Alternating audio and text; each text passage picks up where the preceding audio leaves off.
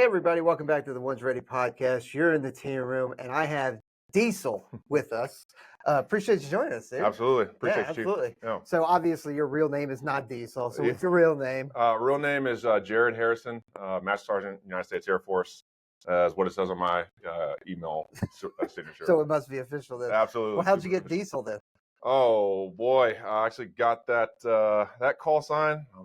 I got that call sign my first duty station, which was Creech Air Force Base, which, if you're not familiar, is kind of out in the middle of nowhere, but it's home for a lot of folks in my career field.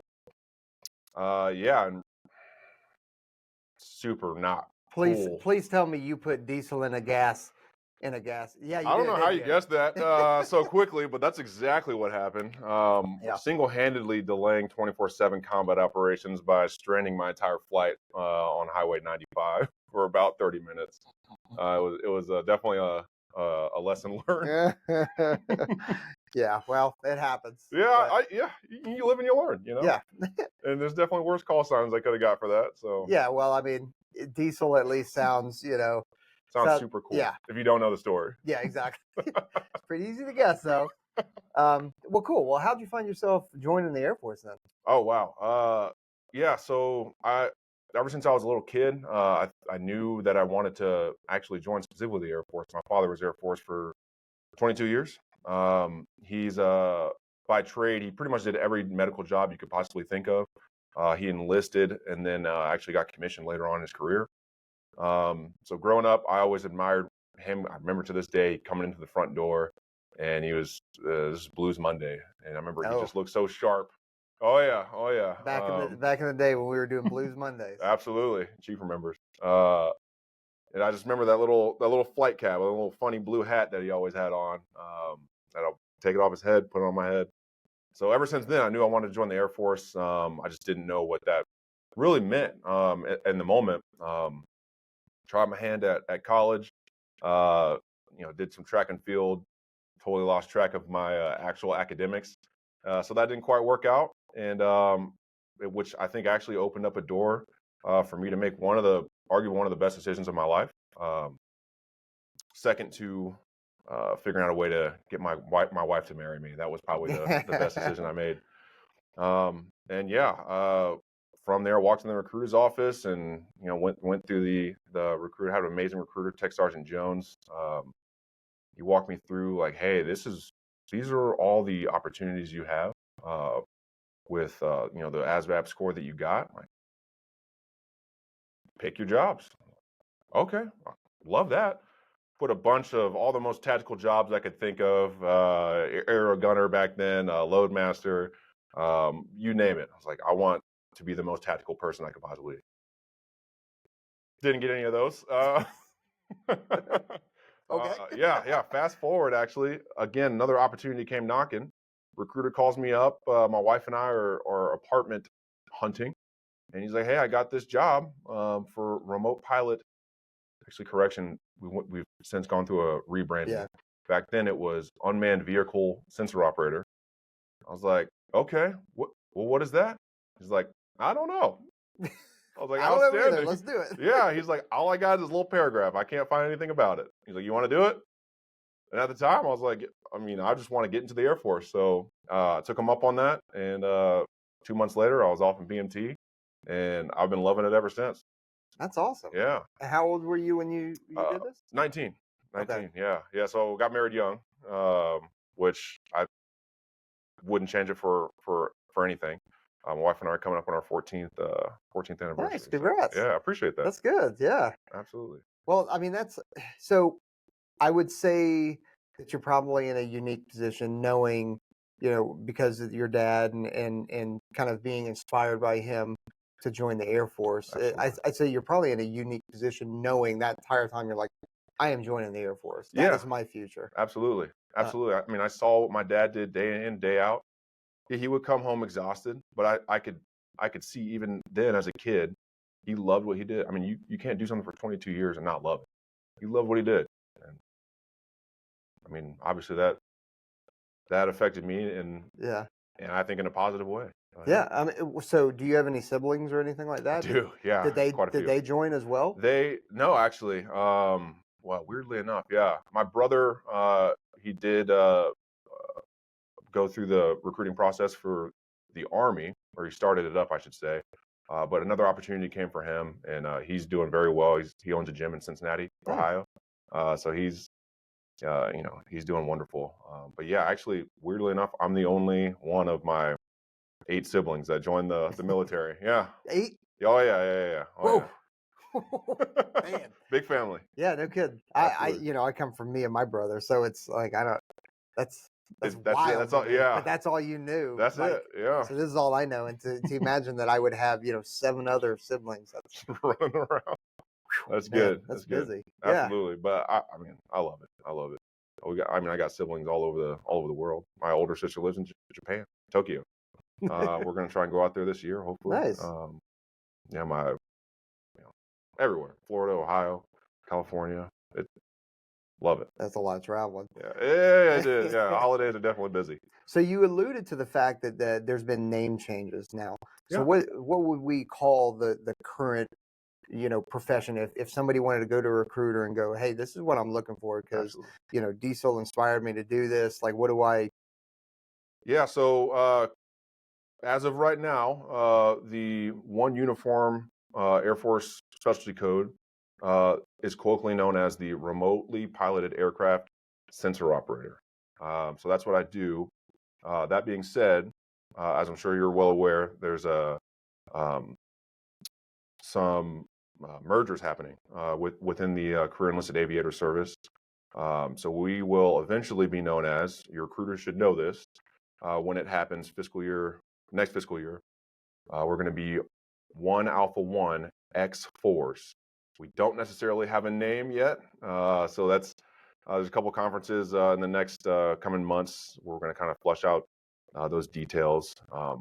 Front runner is a combat mission aviator, but we'll see. We'll see. You're just gonna float that out here. I'm just gonna, that's what I've heard. This is what I've heard. That's cool. And there's a lot of changes that happen in the Air Force constantly. And it's how long have you been in now at this point? 11 years. 11 years, and you've already seen if once this change happens. I mean, that's at least 3 name changes and mergers. Absolutely. And that comes with. There's a lot of reasons for all that, whether it's saving on resources, saving on funding, or maybe just realignment with whatever the mission dictates. 100%. So I mean, all that stuff is kind of normal. Yeah. So not telling that to you that you already know that. I'm more telling it to the audience. 100%, But so when we talk about ASVAB scores, right? I'm not going to ask you your ASVAB score because I don't remember mine. Yeah. But Same. did you do any prep for it? Because we get a lot of messages from people who go, "Hey, I didn't score high enough," or they just went in and cold. And it's not that it's a difficult test, but it is an aptitude test. 100%. And if you have not done the puzzles and the analogies and some of those excuse me, those kind of questions in a while, you just kind of taken SATs. Yeah. It's a different way of thinking. Absolutely. Or if you've been you're 25-year-old and you're removed from education completely. 100%. Yeah. So did you do any kind of prep or anything? So I was, again, a lot of opportunities just kind of lined up, and luckily I had mentors in my life that encouraged me to take those opportunities. So I was fortunate enough to take the ASVAB while still in high school. Okay. I did it my junior year, and the recruiter that kind of proctored it for us convinced me that I did okay enough to, like, you're good. You don't need to do this again. But certainly there were people in our delayed enlistment program at the recruiting office who did have to take the ASVAB later on in life, right, in mid-20s or so. And I remember our recruiter set them up with an ASVAB sort of like textbook, really. And from what I remember, there was 3 or 4 folks that had to take the ASVAB, and they did study. They studied their butts off. And one in particular actually got from what I remember, got a really good ASVAB score, and he was able to get into geospatial intelligence, which at the time I had no idea what that was. Yeah. I know a Now little you bit know now, about it. yeah, but definitely one of those careers that requires a higher level ASVAB. So it's definitely not impossible. Definitely not out of the realm of possibilities. No matter what you ate. He was actually 28, so he actually had to come in on a waiver back then. Oh. Yeah, I believe it was 27 was the cutoff for active duty. Yeah. No. Jeez. Yeah, it's one of those things where you just, hey, if the tools exist, Yeah. and you know what, if you want to go in blind the first time, okay, that's cool because you can retest. Yeah. But then every subsequent retest, Mhm. you actually have to wait. I think it's 6 months. Yeah. Yep. And From what I it's remember. like it's may as well knock it out the first time. And there's 100%. you're right. There's textbooks you can get off of Amazon or Barnes and Noble or whatever, Yeah. and then there's apps now too. Oh yeah, that yeah, are- yeah. and there's actually ASVAB tutors Oh really? that recently found on like Instagram. That's pretty There neat. I there mean, there are people that are yeah, ASVAB tutors, and they have programs and they'll set up and all that kind of you stuff. gotta So love that. I You mean, gotta love it. Love yeah, the age that we're living in. You can do that, and you can meet those people wherever they're at, and yeah, just and they're just trying to help. 100%. That's it's fantastic. Yeah. So Creech was your first assignment, Yes, sir. and Yeah. then so I mean, you guys are you're very similar to us in the way that there's not a whole bunch of places you can go. It's not like medical or security forces or Absolutely. admin Yeah. personnel where you can pretty much go to any The base. world is your oyster. Right. Yeah. So we're pretty limited as a aspect war career field. 100%. You guys are We're, probably even I would actually say, and again, kind of going back in that, just in my relatively short amount of time in the Air Force, we've opened up quite a few locations. When I first came in, it was really Creech or Cannon or Holloman, which is where our formal training unit is. And that was it. Yeah. Okay, and you kind of just bebop back and forth, or you just stayed on station for your entire enlistment if you did 6 years. Can you imagine doing Creech your entire time? I met folks that have done that. Oh yeah, I work with those. Hope you bought a house. Yeah, very true, very true. Yeah, but nowadays, plenty of more locations. Definitely not on the scale of if you were security forces or services or medical. But yeah, actually, before coming back to Nellis, I was in Rapid City, South Dakota, which I never would have imagined ever living there. Yeah, loved it. Family loved it. Beautiful, beautiful place in the Black Hills. If you've never been, I would recommend going. And the reason I say that is because when I found out that's where I was going, I'm like, where's Rapid City? Yeah, no kidding. You Google it, and it's like all this tourism stuff. I'm like, who's vacationing in South Dakota?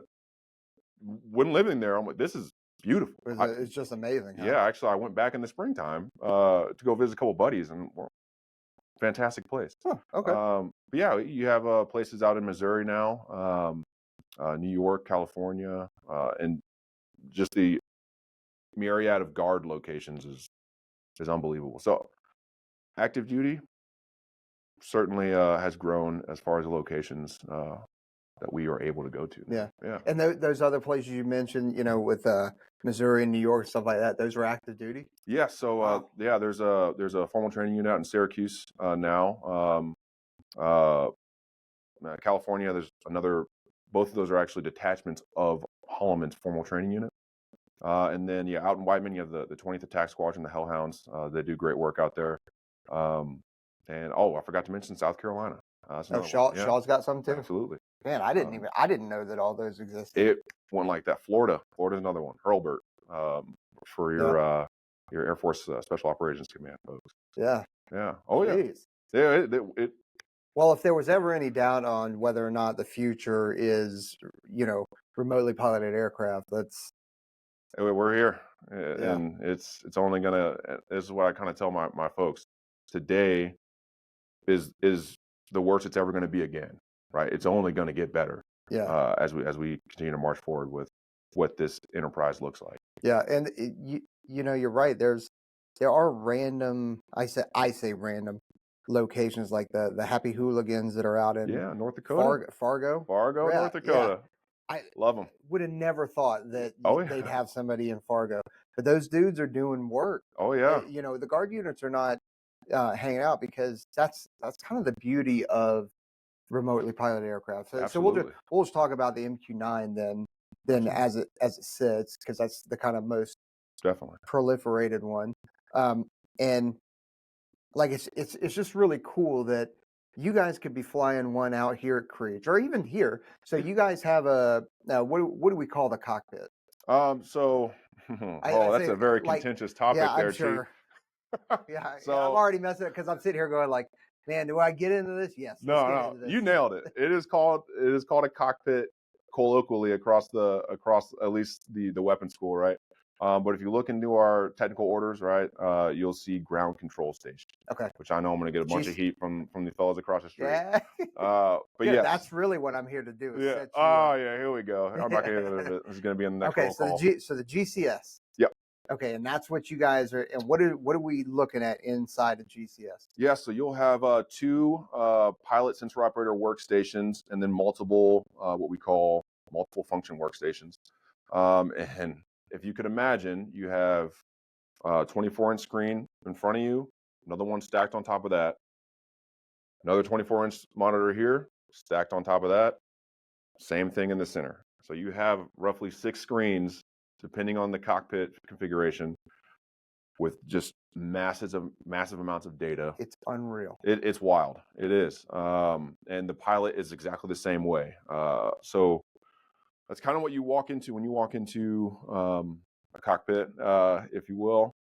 And then on your multiple function displays, which are sitting over your left shoulder, you're going to have just various applications running in the background, and you can actually bring those monitors up on one of your 6 displays that are within your peripherals. Yeah. Yeah. Me and the commandant went over Oh yeah. for a CAS mission, a close air support mission, and I remember that. that was wild because you see the pictures online, you see the 6 displays and then the extra, and then you got other people Everywhere. that have abilities. There's every kind of communications. Oh yeah. Whether it's Merc, Yep. whether it's Sipper, Nipper, just Satcom radio. Yeah, everything you can think of. Mm-hmm. So you can talk to anybody. Yeah, oh yeah. Kind of thing. And the amount of data that is now, granted, I'm new, so when I'm sitting in the seat, Sure. I'm kind of like, okay, I can pay attention to 1, maybe 2 screens, like making sure, and I'm kind of cheating and looking over at his at the time logger's screen, going, Oh like, yeah. okay, that's it. But it's cool because as a pilot and a sensor, Yeah, yeah. we're right here. Oh yeah. All this data here, you got all that data, Oh yeah. and we can just talk Right here. like this and go like, hey man, and it's that easy. Oh yeah. For that kind of coordination. Then with the people that are behind you. Oh yeah. You got folks in the ops floor. You got folks that could be in a joint operations center, or an air operations center. Out in where Ramstein IUD, if you will, and any information that's coming into our cockpit can be coming from any of those locations or going out to any of those locations at all times, which is it's a pretty interesting concept. As a 18-year-old, 19-year-old coming into this career field, you're manipulating your weapon system, not realizing anyone from your supervisor to POTUS, the President of the United States, could be looking directly at your job performance. You have no idea. And you don't know. You don't know. Yeah. You're just like, so you better not lose that target. Oh, 100%. You got to bring your A game every day. Yeah. Oh, yeah. But you brought it up in terms of 18, 19-year-old. You are executing missions that are going like real world missions. And okay, you're looking at it as a screen, but there are real people on the ground. There are real special operations teams that you're 100%. supporting. There are real people, real JTACs on the other end that you are talking to, and you have some of the highest security clearances that exist. Oh yeah, yeah. As a 18, 19-year-old sensor operator. Yep. Right. I mean, you have security clearances that other people could only dream of, kind of thing. Absolutely. And you're doing real world operations, and then you kind of go, okay, well, after my 8-hour, 10-hour sortie, whatever it happens to be, absolutely, you're like, all right, cool. Well, I'm gonna debrief, Yep. rehack anything I got to do, and then I'm gonna me go get a cheeseburger and go Yeah, home. yeah. Yep. And I'm gonna do it the exact same day and make a real world difference Yes. from, the comfort of your own, It's incredible. Yeah, we not have. home, but Yeah, I like, mean, relatively, yeah, right? I mean, it's Creech is about a 40-minute drive, maybe if that, yeah. depending on where you're at. And yeah, that's a very real experience. That yeah, you're putting 18, 19 year olds into that position with, don't get me wrong, very extensive training. Oh yeah, yeah, yeah. Oh yeah, but you think about that when I can still remember to this day when I was like, yep, I'll do that, whatever that thing is, because you and I don't, as a recruiter and a recruitee, don't really know what that is, Yeah. but let's do it. Fast forward about 18 months worth of training in the books, and then you're doing it. You're doing the Hmm. job in a combat environment. Dropping bombs. Oh yeah, yeah, you're responsible for guiding Yeah. munitions onto a target. And not to not, like, I'm not trying to overinflate what it is either, but like when we talk about you have a pilot and a sensor that are watching a target. We'll just call it a high value target, right? We've been following somebody for 6 months, kind of Yeah. thing, Oh yeah. right? And this is the time. Okay, we've gotten approval from the president or whoever that approval authority is, Definitely. right? And now's the time. And we have you've got sensors. You're dealing with weather. You're dealing with checking collateral damage Definitely. estimates. Definitely. You're checking the route, where they're gonna go. Here's this pattern of life, Definitely. Yes. and you also got to set there's so much goes in there. Setting the aircraft in the right position, Your uh, taximetry. right? So 100%. so all that also to make sure that your sensor doesn't gimbal out, Yeah, oh, yeah, right? yeah, yeah. Definitely a lot better than when I started. We call that a nadir. When you're pretty much looking directly down, the computer has a hard time understanding. Like you're looking basically 90 degrees down. It used to just throw your sensor Oh yeah. off into nowhere. Yeah, And yeah, then yeah. you've got to get it back, and now you've lost that vehicle or that You person. could have just that 6 month of progress gone. We got to reestablish positive identification of Hmm. whatever the target is. And, oh yeah, Yeah.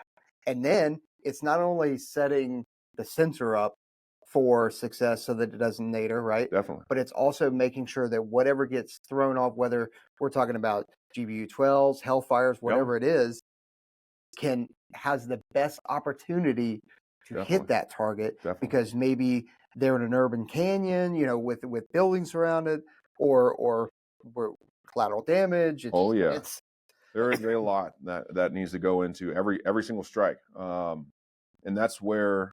And before you ever, that's where that extensive training comes in. Before you are ever put in that position, you've done on the order of probably, if not hundreds, probably you're pushing that 4 digits of simulated attack runs with any and all weapons that you can put onto an MQ9 before you ever get there. So it is almost instinctual at that point. Your body just, I mean, just I would imagine very similar aspect on the JTAC side. You just get into a mode where your training just takes over, Mhm. and you don't even think about it until it is now done and it's time for that debrief. You're like, wow, that just happened. We just did it. Right, and that's one of the reasons, and I'm sure you guys do it too, is and we definitely do it at the web school. I just Oh don't know yeah. if you do it at the kind of tech school level, but like here we will take real world operations, Oh yeah. but in real world situations, but we will also go, okay, this is what we think will happen, Mhm. and ramp it up, and we will create such difficult scenarios that you're like that you are going to fail, or if you succeed, it's going to be barely, because Oh we yeah. want to push your limits.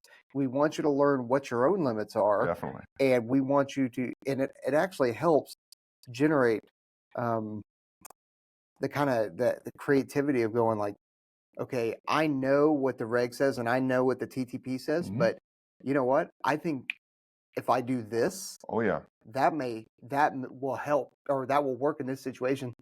And then next thing you know, you've got a new TTP hundred that percent. is getting sent out to the rest Thousands. of, Yeah, yeah. thousands of aviators and tacticians. Yeah, 100%. I mean, you're just like you were hitting on your tactics, techniques, procedures. regulations, your technical orders, they'll get you that 80% solution, but it is those hundreds of hours of training that will allow you to conceptualize that problem in that moment, piece together, really like synthesize all the knowledge that you have and the skills that you develop, and put it into a use that no one had really conceived of before. Yeah. And then boom, it works. Or if it doesn't work, well, why didn't that work? And that's where that debrief is so vital in order to get those TTPs refined and then published out to elevate the capabilities of the Air Force at large, the combat Air Force. That's where that debrief shines. Which, I mean, that's why we're all here, right? Yeah. Well, you know, you mentioned here, so you're part of the 26th Weapons Squadron. Sure. The Tigers. The Tigers, flying Tigers, by who? Yeah. So, and that's, you guys are an integral part of that. You know, as the weapons school as an entity, sure, right? We've got a bunch of different,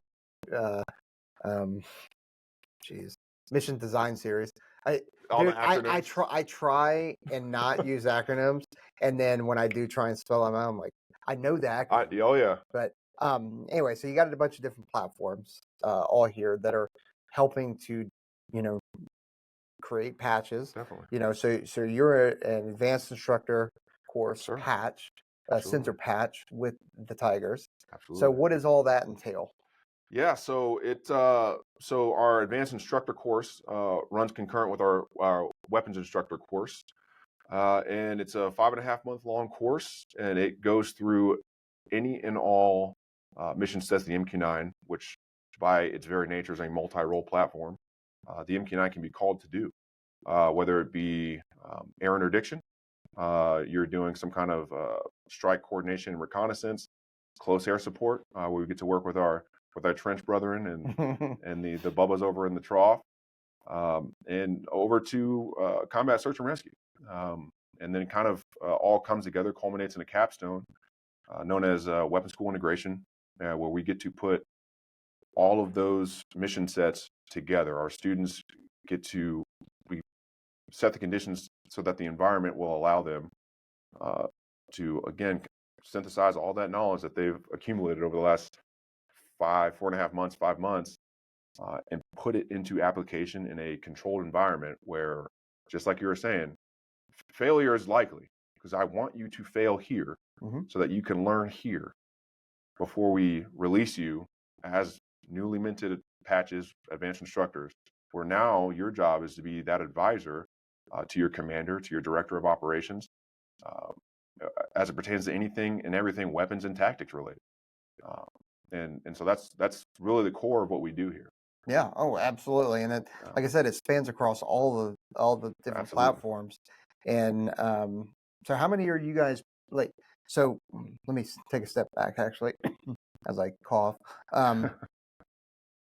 So, you know, we talked about the 18, 19-year-olds that are just now coming in, doing you know hundreds, even thousands of runs through this thing. Definitely. Like, who are the folks that you guys specifically are recruiting to come through 26th? Yeah, so part of our syllabus, it's all out there for our folks out in the field. You can look in the syllabus, and it'll tell you verbatim what the no kidding requirements are from a quantitative standpoint: number of instructor hours, number of flying hours, and whatnot. But really, fundamentally, the person that we're looking for is really that top 1% of your instructor corps that you have out in the field, right? All your various squadrons that I mentioned a little earlier.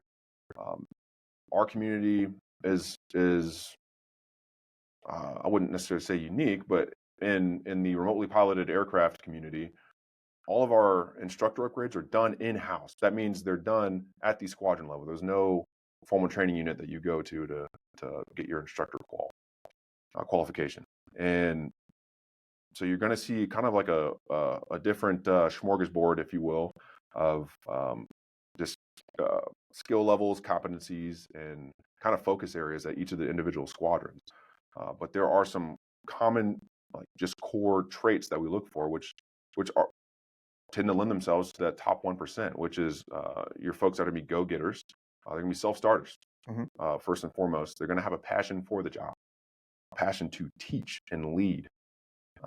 And realistically, at the end of the day, the folks that we're looking for are the folks that that are really committed to elevating the community, whether it be just the remotely piloted aircraft community or the combat air force at large. Which one of the benefits of going through this course is you tend to find yourself in those very unique opportunities, especially as an enlisted member. Right, you're there at those half level major command. Sorry. No, you're good. Your headquarters Air Force, major command. You're good. You're good. Your major command levels, where you're going to have a significant influence on helping define different requirements, training policies, manpower utilization, all these big picture items that you wouldn't necessarily be able to do if you were not that top 1%, not a weapons school AI, or not a weapons school advanced instructor course graduate, or just a weapons school patch. Weapons school patch, love that. I mean, you're a graduate of the weapons school, regardless whether it's an AIC or a weapons instructor course. Like you're a web school graduate. That's what you are. 100%. So definitely. No, I appreciate you kind of breaking that down, because some of it can get lost, and we've had Bain on, we've had Blitz. Yeah. We're going to have Colonel Fallon on Vice. Love that. To kind of talk about this, and we've had a couple other patches on in the past, but trying to explain what the weapons school is, rather than just saying, "Hey, have you seen Top Gun?"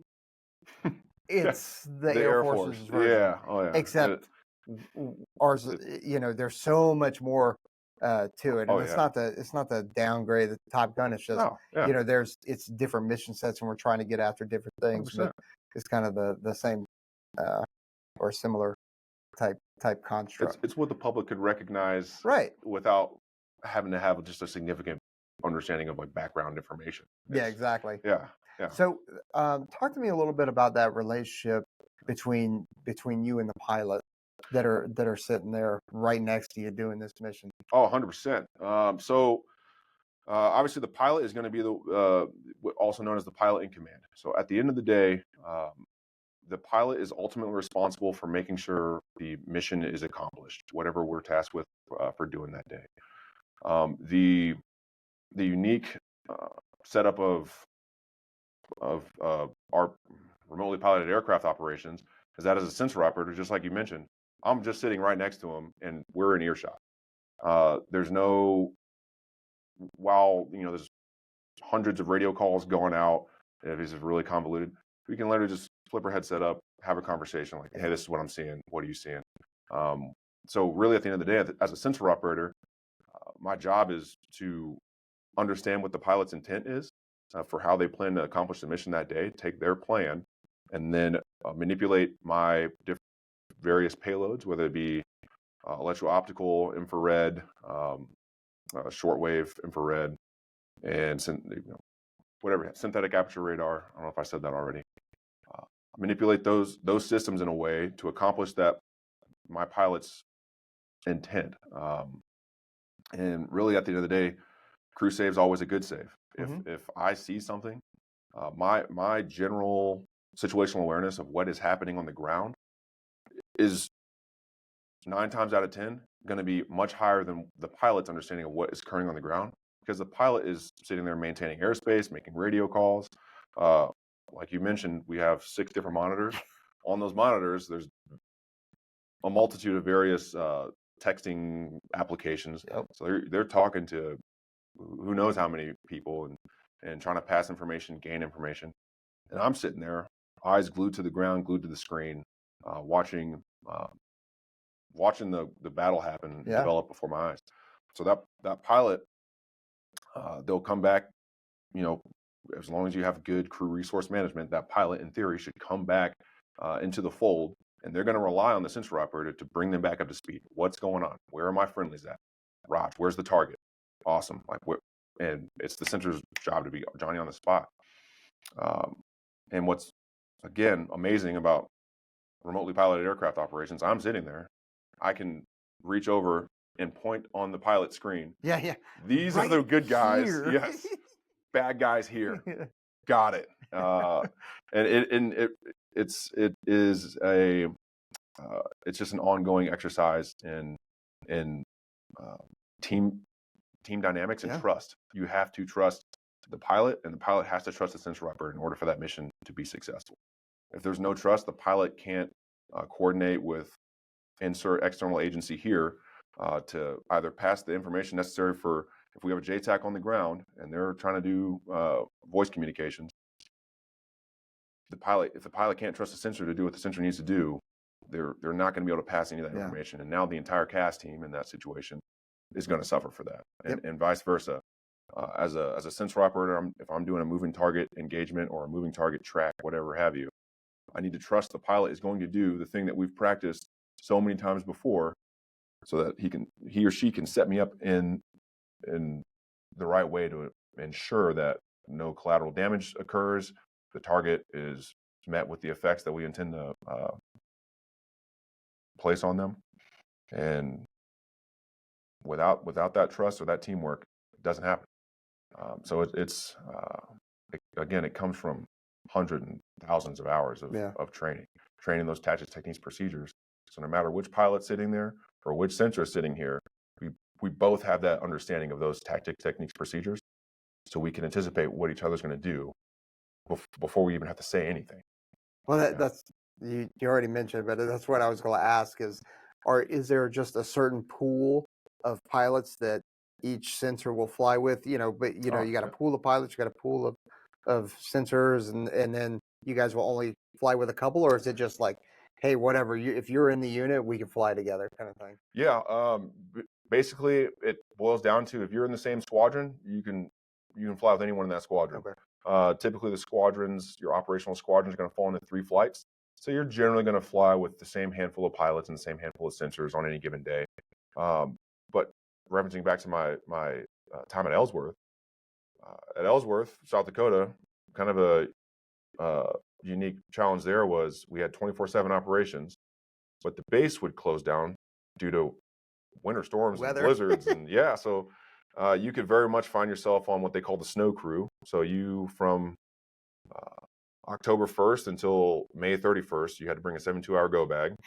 If the blizzard hit and you were there, you're staying. Guess what? Go sleep on the cot. 100%. Yeah. You got a shift. You got to cover. Definitely. And with that, right? I mean, people, all kinds of stuff could happen. Someone could get stuck. We got to go get them dug out or whatever have you. Someone could, unfortunately, they get sick or anything like that. Okay, well, this pilot is going to be flying on our shift for the next 2 days. I know they're not on our flight, but we all understand what the squadron mission is. We all understand the TTPs. You would never know. You're outside looking in. You'd never know that these guys don't normally fly together, but they're hacking the mission, and that level of trust is there because they've all earned it, right? Yeah. You wear your squadron patch. That means you've gone through our mission qualification training. You've earned that respect. You've earned that trust. Now, if you're talking on a grander scale, right? Now I'm going to another unit. Let's say I'm going to Hurlburt from Ellsworth. I'm going to have to go through their mission qualification training. It'll probably be a little more expedited because I'm an experienced aircrew member. Right.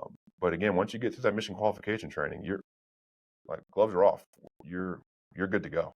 And with that, there are certain expectations, like these mess ups or these mistakes will not happen. There is a certain level of definitely not just professionalism, but skills. 100%. Controlling the sensor and being able to communicate that are expected of you. 100%. And everyone speaks the same language. Everyone understands. Like, hey, this person has such and such certification. All right, and this person can fly all the missions, or this person's in training for this certification. In my mind, okay, they've proven that they can do everything up to this point. Once they're done with that certification, like gloves are off, like putting them where we need to put them at, and they're going to get the mission done. And I have no doubt in my mind. Yeah. No, that's awesome. That's awesome because it's a real thing in terms of I kind of alluded to it earlier, but I forgot to hit it again. Was you guys could take something off out of here. Oh yeah. And granted, you got your own cockpit here, Definitely. but you're using Creech birds, Oh yeah. Yeah. right? So Yeah. so they're out there training, on the range, and Oh then yeah. they're done with their sortie, and you guys have a syllabus Mhm. sortie that you've got to fly, and it's like it's just a quick phone call. Hey, you've got Yeah. and I'm oversimplifying it. I got it, Conceptually though, but you're on the money. it's like, Yeah. hey, we're done with this. You guys are up. Okay, I have control now. Boom. Boom, Yep. and then It's mine. you guys got it, Yep. right? So it's just it's so cool that we've reached that level of technology, professionalism, and Definitely. skill and capability that we can do that kind of thing now. Absolutely. Right. We taking that a step further, even within your own squadron. We were flying a bird back at Ellsworth, and there was an issue with the cockpit, and it was going to preclude us from executing the mission. And we had a spare cockpit. So we're like, okay, cool. We got a spare crew over here. You guys need to just go spin this cockpit up, get ready to grab the bird. Okay, cool. Did that. 10 minutes later, we're ready. Cool. Push a button. Yours. It's ours. Awesome. They shut down the cockpit with the issue. They fixed it up. It was ready to fly the next day, and we never skipped a beat. Yeah. Like no one would ever have even known that even happened. But it goes right back to what we were talking about. Mm. Like if we are following an objective or we're following that person, just because Oh you yeah. like as long as the bird's okay, Yeah. just because you have an issue with the cockpit back here, well, you got to get another cockpit up with another crew, Mhm. do a solid handover. Hey, here's the friendlies here, whatever's Love it. Yeah. going Yeah. on, and then boom, does not skip a beat. Yep. No one's none the wiser, and we've maintained custody of said whatever objective that we're trying to do. Whatever it is, yeah. And you have all the continuity you could ever want because the crew that just that had the broken cockpit, they just walk over. It's like, hey, heads up, I forgot to mention this in the changeover brief. This is, this thing, Yeah, X, Y, or we're Z. good, right? Yeah. All right. Yeah. All right. You guys anything for the defect? Down at facility? Yeah, exactly. Yeah. Oh yeah. Okay, well, so as recruitment is ongoing and people are interested in sensor operators, like what are some of the things that you're looking for in a sensor operator, like it as a characteristic? Definitely. So Yeah. So I would say probably one of the most important characteristics is you what you want to see as a leader in this community is a sensor operator who has critical thinking skills. Like we alluded to earlier, there's not a one size fits all solution for any given problem, and even your similar problems, it's not always going to be the same circumstances. So you need someone who can understand how to employ the weapon system, and then use that understanding in a way that may have never been seen before in order to get it done. So to be able to abstract the problem from the situation, if you will. So I would say critical thinking skills are huge, and communication skills. You have to understand what information is important and when. You have to understand when is a good time for me to talk and when is not a good time for me to talk. I would probably say critical thinking and communication skills are probably going to be your bread and butter and what you want in a great sensor operator. could you expand on that? Know when to talk and know. Oh yeah, absolutely. Because that seemed like that was there was either some scar tissue there, or there it's emotionally charged. Yeah, yeah, a little bit of A, a little bit of B.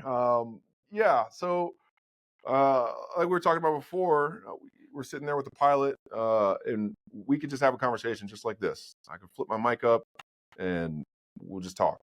Meanwhile, we have two radios on the MQ-9.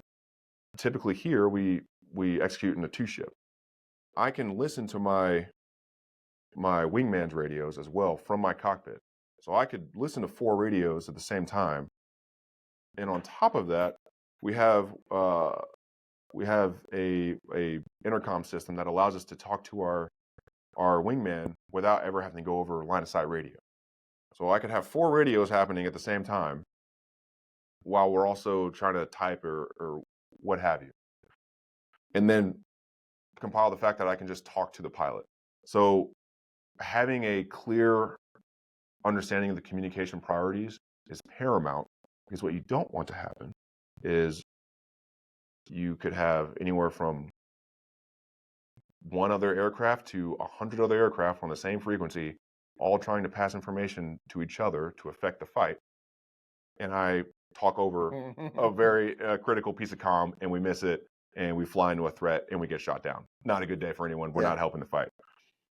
So yeah, typically you'll see in every crew brief, your pilot will lay out, these are our communication priorities.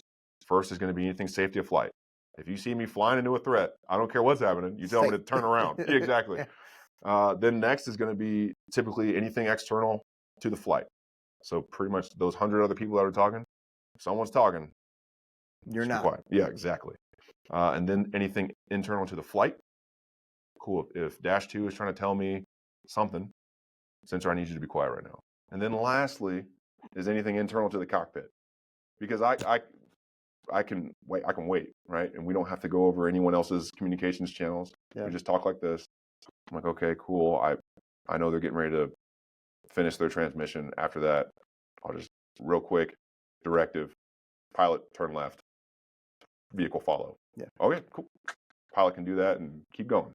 Yeah, y'all's ability to, like, I like to think that I'm okay in multitasking, but yeah, I forgot that you guys can dial in to the other. So as you're operating this two ship, I forgot that you guys can dial in to their radios too. So not only do you have 4 radios, Merc chats up, Oh any yeah. other chats as well, chatting back and forth, and having, sipper or nipper or whatever it is Yeah. on speaker with the other crew. So you still with number 2, so you don't have to say it on the radio. Definitely. You have that, and then never mind, rando people that are just watching in the back, Yeah. or a jock, Oh yeah. inserting themselves in the conversation. Oh, by the way. Yeah. Here we go. Okay, what we got? Yeah, that's nuts.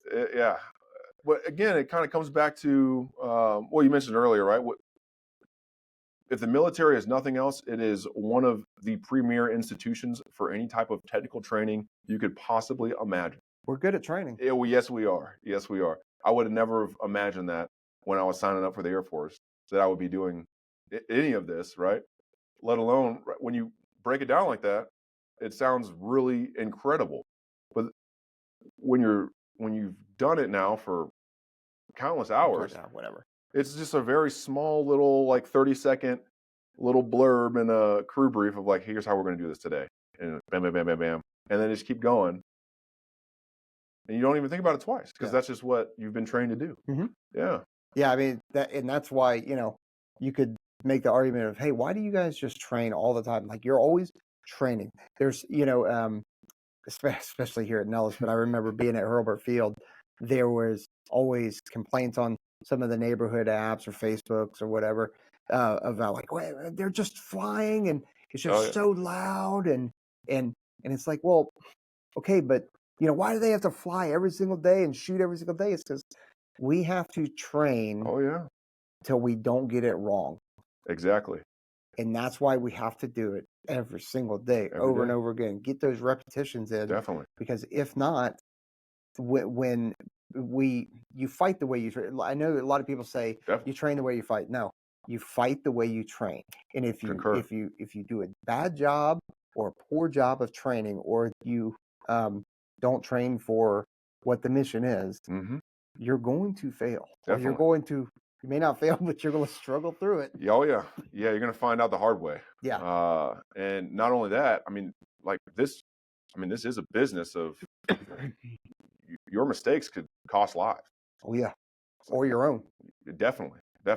You owe it to those you love to train like you fight. Like, your training should be harder than when it is you're doing an actual mission. 100%. Yeah. So that when that time comes, it's just second nature. Not to mention the fact, I don't know, over 2,000 hours I'm flying, right? And not bragging to people with plenty more hours. These skills are very perishable in tactics, techniques, procedures. technology are always changing, constantly. And if you're not keeping up with that, I mean, you go on leave for 2 weeks, you come back, like, oh man, like I'm rusty, right? Like, Yeah. oh man, I can't do this vehicle follow. It takes some time to like get back in the swing of things, and Yeah. it's like, so you have to be ready at all times. Yeah. Yeah, Especially because you never know when the next conflict's going never to know. pop up, or you guys have, and I'm using the old news. Okay, you've been flying in Afghanistan for so long, Yeah. and you guys, because it's remote, hmm you don't necessarily know where you're flying that day when you come to When work. you show up, yeah, You're like, where am I flying today? yep, Okay, well, you're going to be over X location. yeah, Tomorrow you're over Y location. oh It's yeah, just, you're like, I don't know. And with each one of those, there's a lot of considerations with airspace, air traffic, definitely, what the actual mission is, what are the rules of engagement. huge, All that changes every single day. definitely, Well, and depending on, it changes every day depending on where your operating location is. Yeah. oh yeah, yeah. For context, when I first came in, I was up at the 18th Reconnaissance Squadron. We had 4 different AORs that we flew in, 2 different combatant commands with completely different rules of engagement. And in a single day, and this was not uncommon, I wasn't the only one that did this. The way our schedule worked out, because our manning was not great back then, you kind of did a waterfall. So you had one break crew, and we had 4 lines. And it was an 8-hour shift. So the break crew did 2 hours in each of the lines. So it wasn't uncommon to fly in 4 different AORs in one shift. Jeez. And the aircrafts were configured differently ever so. They were doing whatever mission they were doing. But yeah, and the biggest thing was you had to know the special instructions for that AOR cold. Yeah. That's not something you can mess up. It's funny. I didn't even think about the combat load that you guys are carrying, how they were going to change Oh between yeah, each aircraft and between each AOR. I know that. It's just when you're another just thing. doing, yeah, Yeah. Jeez, absolutely. man. Okay. Well, we're kind of coming up to the end. We're close to an hour here. So Oh wow, it goes fast. it does. Wow. Yeah. So I'm gonna embarrass you real quick, but I am going to ask your advice. So as a Red Irwin Oh boy. winner for the Air Force, that's right. You know I had to throw that out there. I wasn't gonna let you get away with that. So No, to keep me congrats humble. on that, by the way. I But appreciate you. like, what advice would you give to folks who are looking to join the Air Force? Because that's our primary Yeah, demographic, definitely. is whether they're high schoolers or college students, or we talked about the 25-year-olds that are out, Yeah, but they're looking to join the Air Force and maybe do be a sensor operator, love that. maybe do something else. So Absolutely. what kind of advice would you give to folks? Yeah, so I'm going to give a piece of advice my father gave me, actually around the time I was in high school, which I would say is probably a pivotal moment in a lot of people's lives. Is surround yourself with the people that have the type of mindset you want to have. For me, what that wound up being, and I think I got a lot of this from my father, it's you want to surround yourself with folks that have two types of traits, which is self-improvement and community improvement. Self-improvement, that's fantastic, right? You should strive every day to be better than you were yesterday. Wholeheartedly believe that. But that will only get you so far, right? And it's you can't do everything by yourself, right? So that's where the other aspect comes in, community improvement. You want to surround yourself with the people who want to bring those up around them, with them. As they're improving those around them. And I think that is actually one of the things that have helped me along in my Air Force career, is seeking out those individuals with that mentality. And whatever that mindset is, right? If you're in high school, you're in college, and you surround yourself with folks that are looking to join the military, serve their country in an honorable capacity. Love that. But I'll say for me, it was definitely. I mean, right? Like none of my siblings joined the military, but all my siblings are very successful in their own right. And I think that was because of those values that were instilled in us. Right? Surround yourself with the people that you want to be like. Yeah. And those are the type of people that I want to be like. Yeah, and that a lot of that sounds like, or an aspect of that sounds like a lot of service and servitude and Definitely. servant leadership, 100%. kind of thing. Because it's you have to be able to help other people. You have to be able to improve, the leave a space or leave an organization or leave, Definitely. an area better than where you found it. If 100%. it's not okay to, I'll just trying to boil it down. Hang out in a courtyard or whatever, right? Sure. And there's trash. It's not okay for you to not go pick that up. 100%. It may not be your trash, but pick it up and clean the area up. Definitely. It's your while you're in community. it. Yeah, exactly. While you're in it, guess what? It's your community. It's the same thing. We get a lot of wind, and there's a lot of wind right here at Nellis right now. 100%. Actually, which is impacting flag operations, but whatever. Which blows a lot of the trash around. Yeah. When it rains here, amazingly in the desert, weeds pop up like crazy. Oh yeah. And it makes the place look like a dump. Mm-hmm. And it's not something that we can help because the wind's going to blow things all around. But when you're, you got to take pride in your organization, just like you would take pride in your house, Definitely. your home. You have a lot of pride in your last name, right? Yes, That's your family's name. 100%. Every time you step out the door, you're representing your family. Yes. Wearing that, you're representing the Air Force. Yes. So and also, you represent the weapons school with the patch, the Tigers. By who? You know what I'm saying? Like, so Definitely. it's a representation of yourself, your community, and you've got to act accordingly. 100%. And just think of like the difference, right? Like it's tough to see how one person can, in this case, right, just pick up the water bottle or whatever you see, and toss it in the garbage can. Imagine if 8,000 active duty members were doing that. It doesn't take a lot, right? Many hands make light work. Like this, that's the mentality though that I like to surround myself with. Like, you take care of yourself and you take care of community. Everything else will fall in place. Awesome, dude. Yeah. Well, Diesel, I appreciate you joining us. Thanks for spending the time with me. Absolutely. I need your voice. That's what I really need. But yeah. So anyway, everybody out there, appreciate you joining us. Don't forget to like, subscribe, hit that review or the notification bell, and then leave us a review and definitely answer comments. I'll shoot you the video on YouTube. That way, in case people do have questions, they can hit it in the comments. I'll be more than happy. So awesome. Awesome. All right. Thanks a lot. Later. Thank you.